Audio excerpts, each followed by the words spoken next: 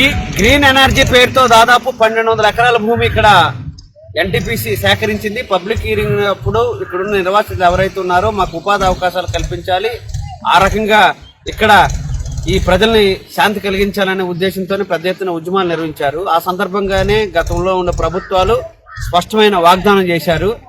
ఇక్కడ ఒక ప్రభుత్వ పరిశ్రమ వస్తే ఇక్కడున్న స్థానికులకు ఉపాధి అవకాశాలు కల్పిస్తామని. అదే కాకుండా గ్రీన్ ఎనర్జీ వచ్చిన తర్వాత పూడిమడకలో వేలాది మంది మత్స్యకారులు ఉన్నారు. వాళ్ళు చాలా తీవ్రమైన ఇబ్బంది పడేదానికి అవకాశం ఉంటుంది. నిర్వాసితులు ఎవరైతే ఉన్నారో నిర్వాసితులకు సంబంధించిన దాంట్లో ప్యాకేజీ ఇచ్చే విషయంలో కానీ, నిర్వాసితులకు ఉపాధి కల్పించే విషయంలో కానీ స్పష్టమైన వైఖరి లేదనేది అర్థమవుతా ఉంది. అదే కాకుండా గ్రీన్ ఎనర్జీ పెడితే ఇక్కడున్న మత్స్యకారులు ఎవరైతే ఉన్నారో మత్స్యకారులకి తీవ్రమైన విఘాతం కలుగుతుంది.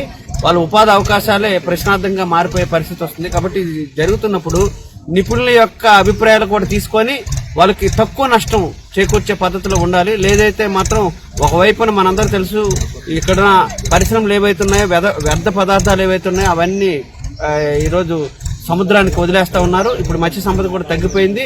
ఇప్పుడు గ్రీన్ ఎనర్జీ పేరుతో మరొక దెబ్బ తగిలేదానికి అవకాశం ఉంటుంది. కాబట్టి ఇవన్నీ దృష్టిలో పెట్టుకొని ఒకవైపున పర్యావరణాన్ని కాపాడాలి, ఇంకో వైపున ఉపాధి అవకాశాలను నిర్వాసితులు కాపాడాలి, మూడో వైపున మత్స్యకారుల యొక్క జీవనోపాధిని దెబ్బ పట్టకుండా ప్రత్యామ్నాయ చర్యలు చేపట్టాలని సిపిఎం పార్టీ డిమాండ్ చేస్తుంది.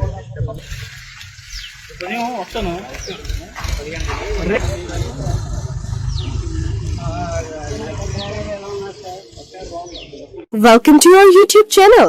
Don't forget to like, subscribe and share the videos.